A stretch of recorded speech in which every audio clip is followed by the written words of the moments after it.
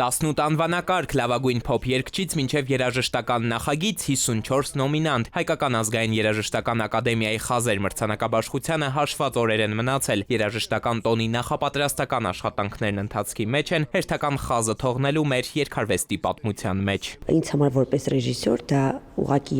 մրցանակաբաշխություն չէ, դա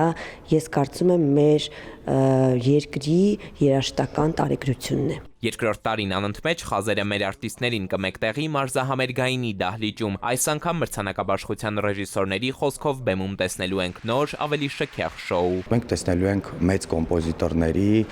մեծ արտիստների տրիբյուտներ։ Մենք տեսնելու ենք նախորդ տարվա հաղթող արտիստների մեծ ու մասշտաբային ելույթներ։ Մենք կունենանք իհարկե բազմաժանրություն բեմում եւ կունենանք իհարկե կրկին հետաքրքիր հյուրեր ու կրկին հետաքրքիր ձևաչափ։ Մեզ համար շատ կարևոր է, որ ունկնդիրը դիտելով մրցանակաբաշխությունը այս տարի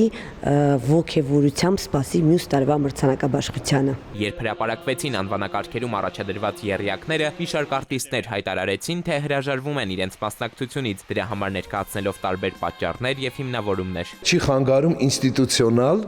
չի խանգարելու խազեր մրցանակաբաշխությանը առաջ գնալ, որովհետև դա այն համակարգն է, որը կոչված է տվյալ երկրի, տվյալ ասպարեզը համախմբելու եւ տոն դարձնելու։ Այդ տոնին ոչինչ փաստորեն իմացեք չի խանգարելու եւ տեղի է ունենալու մրցանակաբաշխություն, անկախ որ մեր շատ սիրելի ու շատ տաղանդավոր արտիստներից մի քանիսը ասացին, որ չեն ուզում մասնակցել։ Երաժշտական հրավառության օրն անփոփոխ է մարտի 29-ը։ Իդեպ երգարվեստի երկրպագուները Հայկական ազգային երաժշտական ակադեմիայի խազեր մրցանակաբաշխությունը հնարավորություն կունենան դիտել Armenia TV-ի ուղիղ եթերում։ Էդուարդ Պողոսյան, Քնարիկ Պետրոսյան, Վահրամ Ավոյան, ժամը լրատվական։